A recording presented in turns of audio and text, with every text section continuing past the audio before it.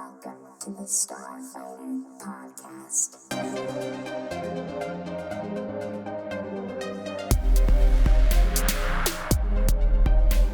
All right, welcome back to the Starfighter Podcast. It is Friday. Glad it's the weekend. We are here to break down episode 3 of The Bad Batch.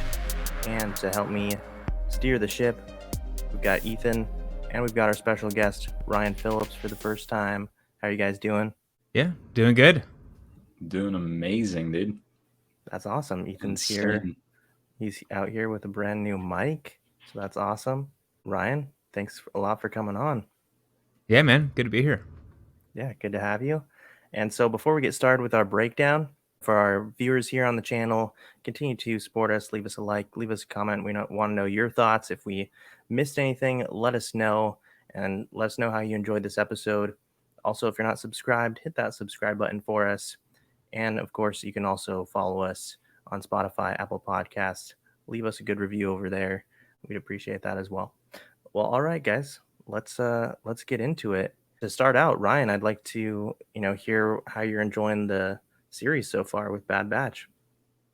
Yeah, I'm liking it. I just have a lot of just the basic Star Wars knowledge off the main movies and stuff. I haven't got into the lore and the back history of a lot of it, so I don't have a lot of experience with that.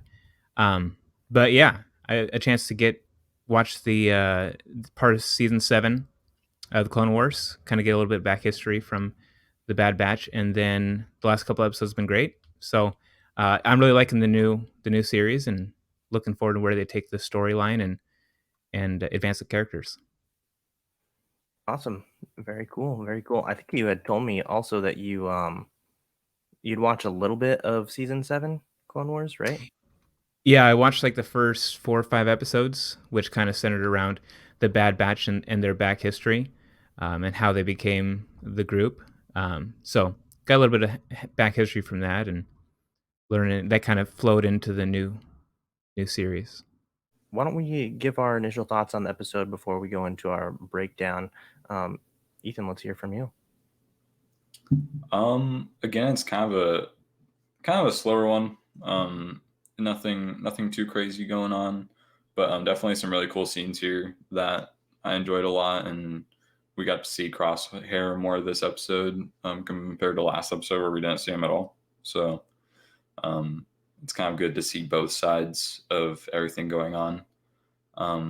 But yeah, I thought it was a really good episode, and again, just kind of building on these characters more and giving us a sense for how it's going to go. Yeah, definitely. How do you like it, Ryan? I liked it. I did think it was a little bit of a filler episode, but I think that they kind of are setting up a handful of things, overarching story that is going to be brought up in a handful of episodes. So a little bit of a filler, but I think it's setting up for some good stuff. Yeah, I really liked it. I think kind of like what you were saying, Ryan, there's definitely, I can see those elements, of a filler episode, but at the same time, we're not going without like big plot points or story points to where it's going to drive us forward and really connect to the overall saga. Like, especially towards the end of this episode, I think we get like a pretty cool reveal or a hint at something big to come our way. There's still definitely really important things to take away. Yeah, for sure. Why don't we get right into our breakdown then? So it was a pretty slow start. Omega, she's kind of coming into, her own and being a part of the crew. And, they're all kind of talking about how they can make her comfortable, and they're all kind of trying to adjust to the dynamics that are going on in the small ship that they have. And so they're rationing out food. Um, then the ship malfunctions and they end up crash landing. And so this is when Wrecker ends up like hitting his head pretty hard, and they hint at something is really going on with Wrecker. Like, um, I think it's probably safe to say that maybe his chip is starting to come into play here, and I think they're hinting at him possibly starting to turn and kind of like go into Order 66 mode, that sort of thing. So I'll hear from you guys on that in just a minute. But they look for supplies and they start to reminisce when they see Crosshair's weapons kit. And so then, they talk about how it's not really him. It's not the real Crosshair. It's the chip that's doing all these things and making him act this way. And so I want to get your guys' thoughts on this opening and do we think that Crosshair is going to come back later on and get redemption for the things that he's done? Let's hear from Ryan. Yeah, I think so. I really appreciated like how Hunter was treating her in the beginning, by making her feel part of the group, uh, making sure that she got her rations and things like that. I appreciated that in this episode. I definitely think there's going to be follow up when it comes to Crosshair, because they kind of hinted at it last time, but even more so in this episode where we see more of him, and you get the reminiscing about his gun and things like that.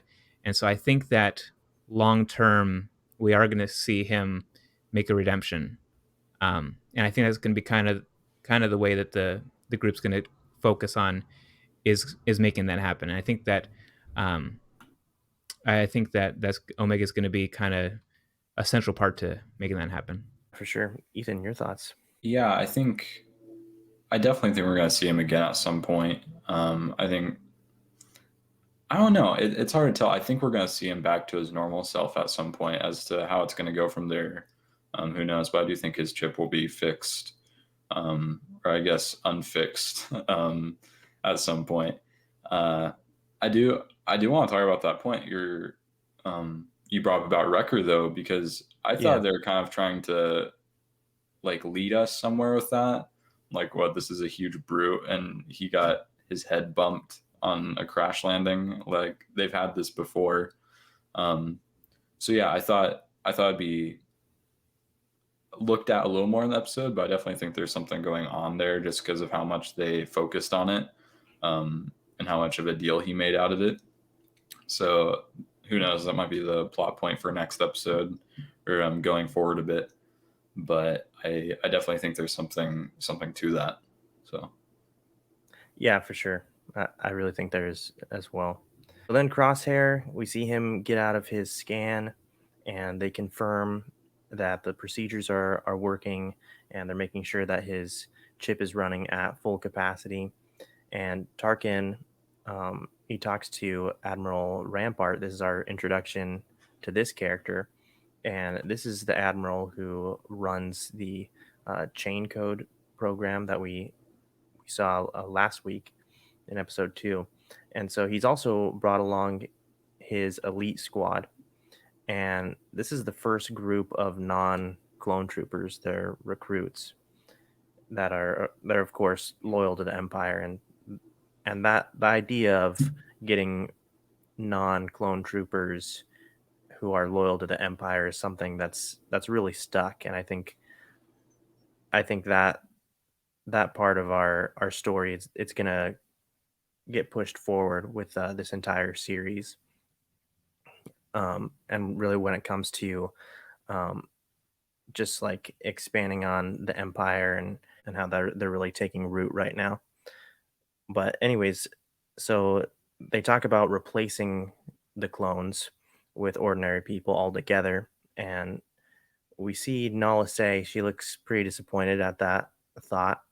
But what do you guys think of this elite squad and seeing this set of recruit troopers? Ethan, what do you think? I think we kind of get a different view from Tarkin in this episode because he's seemed like so against clones, like just existing like in any shape or form in this. But I think he's actually been much more understandable in the fact that he can like admit that clones are, useful and that they are more strategic and, they're better, which is why he wants them to kind of lead up the training and command of these groups going forward, and how he saw something in that. compared to just the abilities of one compared to the other, in which Crosshair is obviously better. So yeah, I thought it was kind of interesting seeing that side, and I definitely think it makes more sense that we wouldn't see Tarkin in this, like throughout the rest of the series on Camino. Like he's a much bigger role now going into the Empire. So I think seeing Rampart go in and now he's on Camino kind of leading this, it makes a lot more sense. These elite troopers, I think it was kind of interesting just seeing like how good they were like going forward. Like they're not like crazy, but they're definitely better than like the average, just like recruited, soldier. I think it's kind of interesting. And then we got to kind of see their view on things compared to what the Republic did for them and why they're more supportive of the Empire now compared to like what the Republic was or the Separatists. So yeah, I thought it was kind of good just to see all these different views and kind of how everyone's perception of things is changing now that the Clone Wars are over. Ryan, your thoughts? I thought that I think Nalase. I thought the moment I saw that they were hesitant or disappointed in what was happening, I personally think that that's going to be a big part of the arc. I think that there's going to be a lot of conflict between them and the Empire because the Empire's coming in with their new recruits, which is, as we'll talk about it in a little bit as well, which basically makes these clones unnecessary. And so I think that this is going to be the beginning of a longer storyline of some conflict between them. Yeah, that's a good point. I could see that too, and I think we'll definitely circle back to this, that whole idea, towards the end of our breakdown as well. But yeah, moving forward a little bit, we cut back to the Bad Batch, and we see that this Ordo moon dragon is tearing up their ship. I thought this creature was really cool, but it feeds on electricity and energy, and it takes one of their ship's parts. And so Hunter and Omega decide that they're going to go out and face it, try to get their part back. Now we cut back to the elite squad, and they're being examined by this medical droid. And they talk about, again, here's where their perspective comes into play again. They talk about how the Empire has done more for them than the Republic ever has, provided them with food, resources, a home, and you just get the sense that they believe in the Empire to an extent, and are kind of like buying into the propaganda, which I think we see a little bit of that, like in episode 2. They don't really know better, and that's, I think, what we're seeing as well. So they definitely believe in the Empire to an extent and believe that they're like on the right side. But did you guys enjoy seeing, their side of things, their perspective? I think we talked a little bit about this, but if you guys want to touch on it anymore. Yeah, first off, the scene on the ship, major flashbacks to episode 5 in Empire when Oh, they're yeah. on the asteroid belt. It felt like almost like a shot for shot remake of the Minox, because Yeah. they had like the same type of shots and everything like that. So that was a nice little flashback that they had. As regards to the squad, I think that I did like seeing their side of viewpoint, how they felt about the Empire versus the Republic. I think, and we'll discuss a little bit later, their viewpoint of it compared to like Crosshairs, we'll see later, is obviously there's some differences.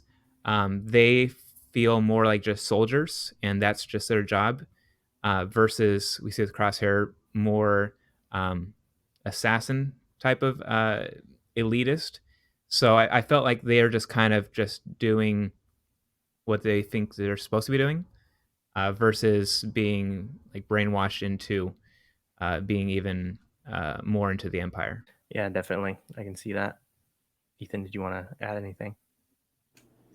Yeah, kind of like what I said earlier. I think it's nice seeing this transition, but it also kind of adds upon Tarkin's point of why a recruited soldier might be better. And I guess, yeah, not too much. I think it's just nice seeing a different point of view than we've seen before, especially at this time period in the Empire where it's barely being born. So yeah, I think that's really nice to see. And there's a scene later that I think really encapsulates a lot of it too. Yeah, good points for sure. So Tarkin orders Crosshair now to command and lead the elite squad to go and kill Saw Gerrera and his small band of rebels. Cut back to Hunter and Omega. They're tracking down the dragon, and Omega's kind of talking to him a little bit. A little bit of banter here, about Crosshair. Again, it's not, you don't have to be mad at him. It's not his true self. And also Hunter, this was interesting as well. Hunter talks about all their unique abilities when it comes to the Bad Batch, and Omega says that she wants to learn how to track like Hunter. I thought that was really cool and interesting. Again, we're seeing really this dynamic, and I think it's been pretty enjoyable to watch between Hunter and Omega and building on that relationship. But in the transport back with the elite squad, one of the troopers is making fun of Crosshair, saying how clones are, outdated, they're old news, and it's not their time anymore.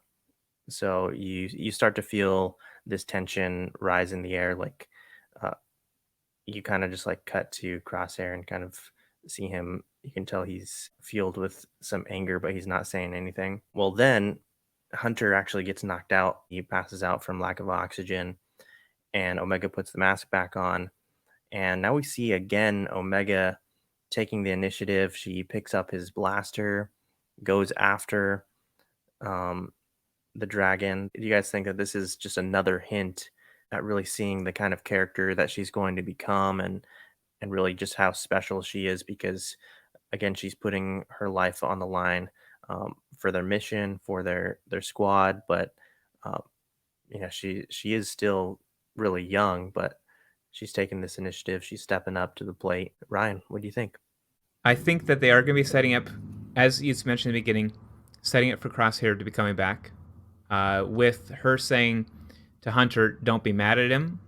I think that we're going to see down the road some sort of conflict between Hunter and Crosshair, and I think that Omega is going to step in and help Crosshair come back.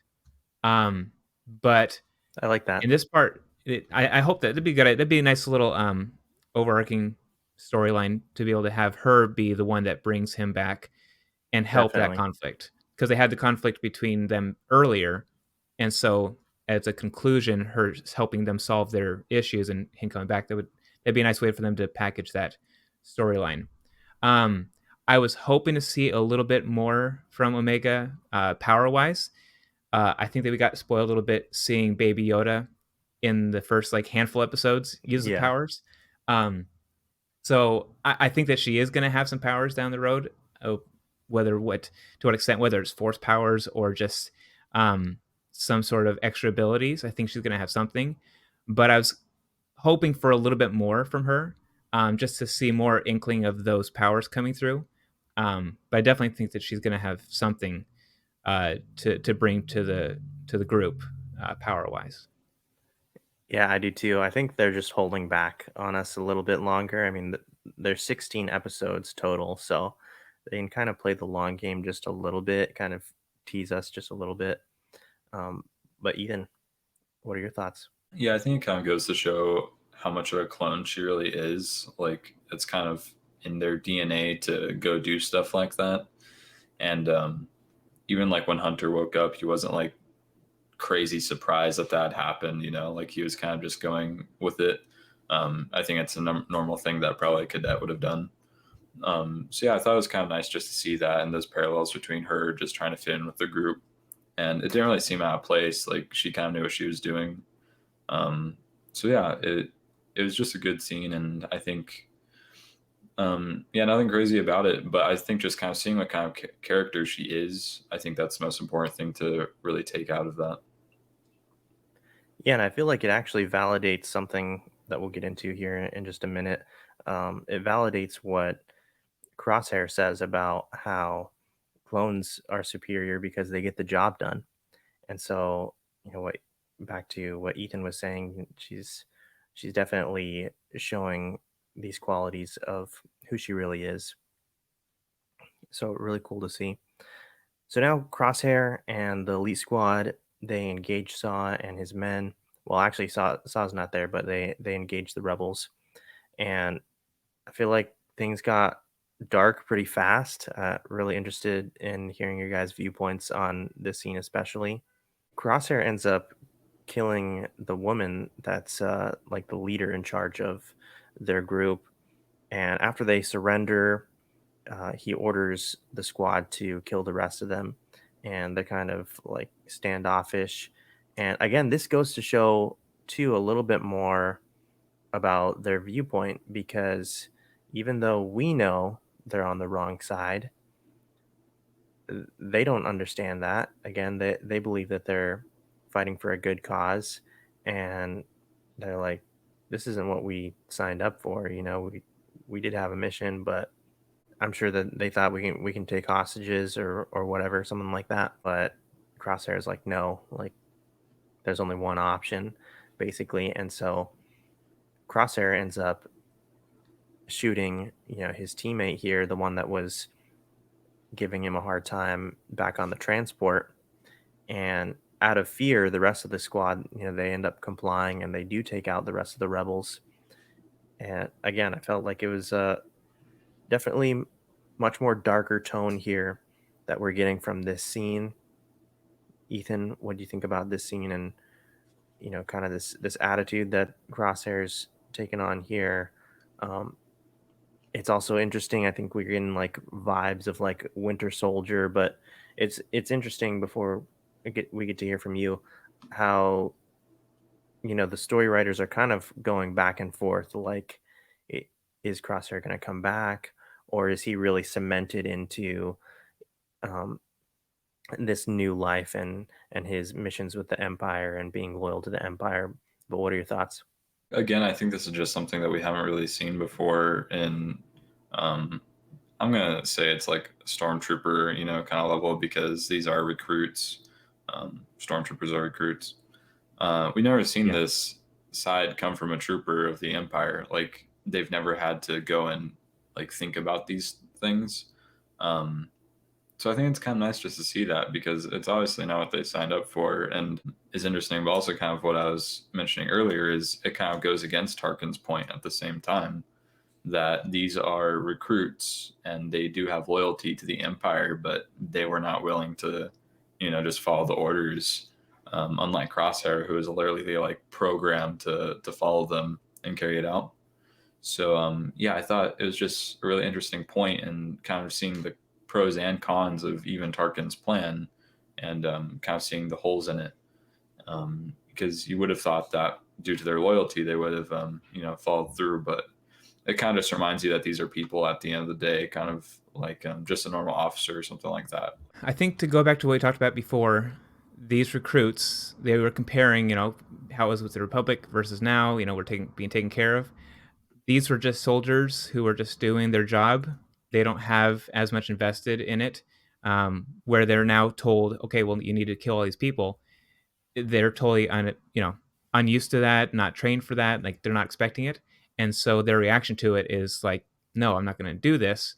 And so I think with Crosshair, with his training and like his treatments that he's undergoing, I think it's like a form of like brainwashing, because he's been saying the same. What do you say? Like good soldiers follow orders. He said yeah, that like several times over and over. So it's almost like his treatments is like telling him like, this is how you need to do. Like be a good soldier, follow the orders, and if people aren't doing that, well then they just need to be eliminated. Like he did kill the other recruit, and so I think that that's setting up for maybe some conflicts between the other recruits. We see that they're following them now, but to what extent are they going to be asked to do things when it goes to killing other people? We don't know. So I kind of like how they're setting that up to see that these soldiers are going to be following in line with Crosshair. yeah, absolutely. really interested in seeing more of that too. So Omega ends up finding the dragon. She retrieves the part. She kind of she throws her flashlight over to the dragon as like food for him, and she meets back up with Hunter, completes the mission. That's kind of the end of that. They get back to the ship. Then we cut back over to Camino, the elite squad. They return. Tarkin tells Rampart that the cloning will continue for a little bit longer, but Rampart is going to continue to recruit and train people, and then their end goal is to terminate their contract with Camino and making clones. I think this is really the big takeaway that we're going to talk about right now.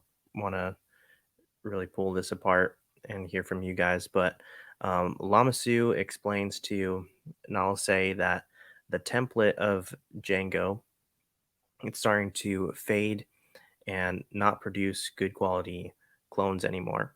And so now they're getting to the point where they're desperate, and they said that they're going to move into phase 3 and making a superior clone, but they need a direct source.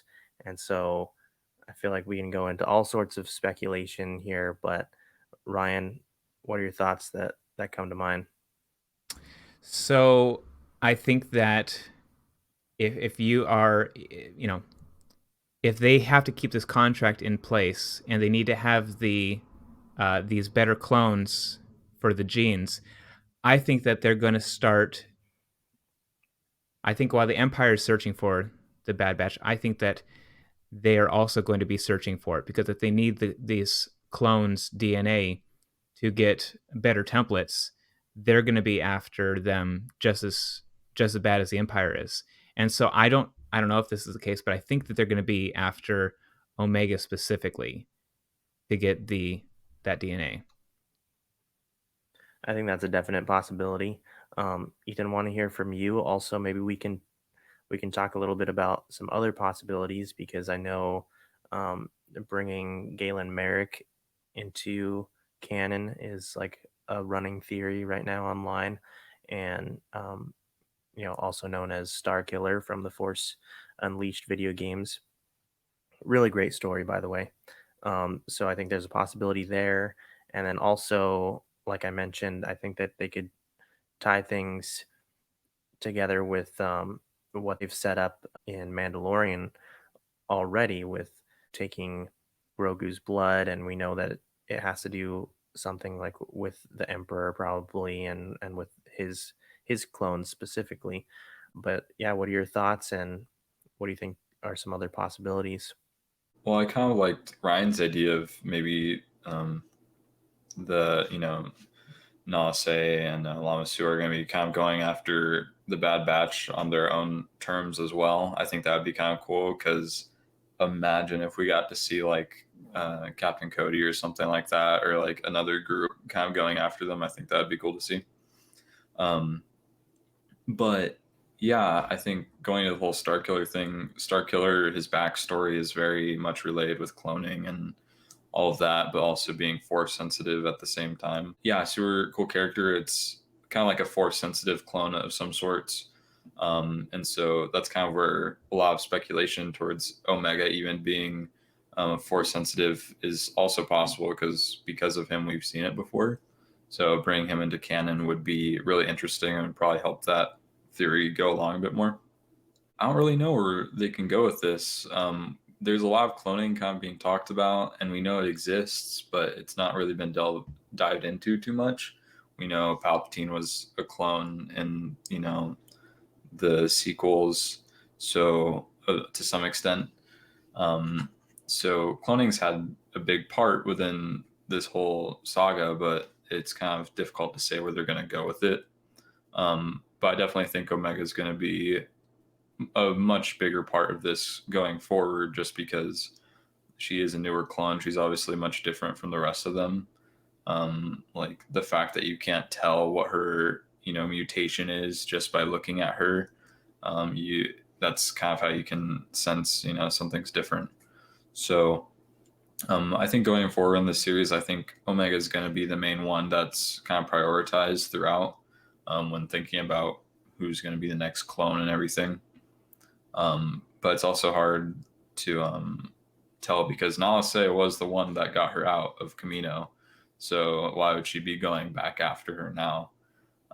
So who knows? We'll have to see. But I do think this kind of just puts a bigger importance on Omega as a character and how much value she'll have towards the Empire. Ryan, did you have anything else you wanted to add? You mentioned about Palpatine. I don't know if they're going to do it with this show or something else. I think that Disney will probably want to fill the gap in between where we have on the original trilogy and then in the last movie, all of a sudden, oh no, he had clones. I think that there's a large gap in there in that storyline. So whether they kind of start that in this series, kind of start a little bit of a beginning storyline of that, maybe later in the season, um, kind of as a finishing up of the season after they maybe finish the storyline with Omega, maybe have like a start of that to get to that point. I don't think they're going to do it yet, but maybe they'll start that process with this, just because we are talking about cloning so much in this series. Yeah, absolutely. And I know we talked a little bit about this on our live show. So, for our viewers, listeners, you guys can go check out our live show on the channel as well. But from Wednesday, but cloning has been something that has been a big deal, especially in Legends, and really that specifically that idea with Palpatine cloning himself has been a big deal in the saga. So really cool to see that. But all right, I think that we can move on. So Crosshair, he gets to his quarters and he looks at those markings on the wall. We really get the impression that he misses his brothers and there's still hope for him getting back to his normal self, which I thought was really interesting, especially after that really dark scene that we just saw with him taking out the rebels. But there's definitely still some good in there and there's a way back for him.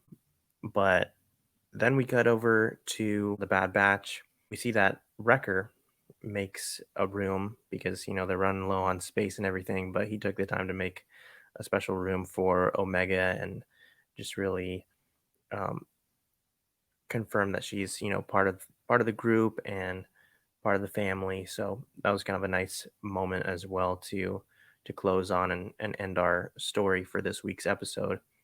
But yeah, guys, tell me your final thoughts on this episode, these two scenes here. Again, I definitely think this is a slower episode, but I do think there's a lot of good things to bring from it. I think we get a lot of scenes that we've never really seen in Star Wars before. But also, I think it leaves a lot open for the possibilities going forward with exploring cloning and just the future of the Empire in general. So I think for being such a short episode, you get a lot from them. This is the funny thing that it's been like this with Clone Wars the entire time is this is a 27-minute episode. It was even shorter than the last, but we can sit here and still pull a lot from it. And there's a lot of things that I think we can look forward to, even just looking back at this episode. So yeah, I think it was really good. We kind of got to tie back in with Crosshair and everything going on in Camino, and I think that was the main thing that we can take from this episode. So yeah, I think going forward, I think things are going to start ramping up after this, and start progressing the story much more next week. Yeah, Ryan, any final thoughts and any predictions maybe as we start to wrap things up? Yeah, final thoughts. I definitely do think it was a little bit of a filler episode, but like Ethan said, I think that this set up a lot more storylines to come about. I think they're moving things into more conflicts and where we can see those start to develop. I appreciated how um, the relationship is being seen more and more between Omega and the rest of the group, especially with Wrecker. And so I think that they're going to keep doing that as well, where they develop the tightness of the group, so that we have them as one official group. And then with Crosshair, we see in the ending how I feel like there's a part of him that misses the group, and so I feel there's gonna be some conflict internally with him in pursuing them, but also uh, he has some loyalty to them in the back of his mind, and so I think that they're gonna go over that a little bit as well. Um, and so yeah, I feel like it's basically the Bad Batch is they're on the run, and I feel like we're gonna get the Empire that's after them, and the Kaminoans after them. I feel like it's gonna be basically a hot pursuit situation. Yeah, absolutely. For me, I still really enjoyed this episode, even though a lot of it was kind of slower paced. And we talk about it so much, but the character development I think is great. And I was thinking too about, I mean, we have some knowledge because of these characters because we've watched Clone Wars, or at least the essential moments. Um, Even for Ryan yourself, watch those key moments in Clone Wars that relate to the Bad Batch. But I was just thinking about people that are coming into the show brand new. I feel like it's not even a necessity. They'll get the reward from seeing the Clone Wars, and it'll be more enjoyable. But I think that it's still very possible for newcomers to watch this show and to get invested into these characters, because even with the knowledge that we have from them in the Clone Wars, it's still not a lot of knowledge, and they're really expanding upon all of their story and making us really care about their characters and who they are and their relationship, like as this close knit family. And I think that's really going to be the takeaway when it comes to like the end of the entire series is them and the story about these 6 clones that are family. So that's what I really enjoy about it so far. And again, I'm really interested and looking forward to what they can do. Dave Filoni obviously has his hands in this, as well as Mandalorian and the Ahsoka series as well. But just that, the concept with the clones and having that tie in, I think is really interesting. It's a little bit more like sciency, not so much fantasy, but Star Wars has always kind of been a mixture of both, and so it's definitely really interesting and really really great to see how they're tying all this into the other movies and other shows that are to come on Disney Plus. But yeah, guys, I think that pretty much covers our breakdown for tonight. Let's close things out here. Ryan, it was great to have you on the show. Yeah, You're for sure. welcome anytime. Hope you'll come back soon. Yeah, I had a great time. Well, all right, guys. Continue to support us here on the channel. Leave us a like, leave us a comment. Again, let us know how you enjoyed this episode, and really want to hear from you guys about your predictions going forward and your thoughts on the cloning and the things that are going on here, the possibilities of this phase 3, what it could mean for the story going forward. Let us know down in the comments. But we'll be back next Wednesday for our live show here on the channel. We do a live stream on Wednesdays, everything nerdy, and it's really kind of what the audience wants it to be, as well as some topics that we take away from entertainment news that's going on. And then next weekend we'll put out our episode 4 review for Bad Batch. Yeah. So Ethan, was there anything else that I missed? No, I think that's pretty much it. We might be doing some more videos going forward, just kind of at random times in the week. It's going to mainly be some short form videos, just so you can watch them quick. So we have something going on throughout the week. So that'll be nice. We already have one out now, and it's kind of going over some Palpatine stuff and Skywalker heritage, and it actually turned out pretty good. So yeah, go check it out if you want a shorter video. Those will be there at random points. Yeah, absolutely. Well, all right, guys. Thanks a lot for being on the show today and helping us with the breakdown.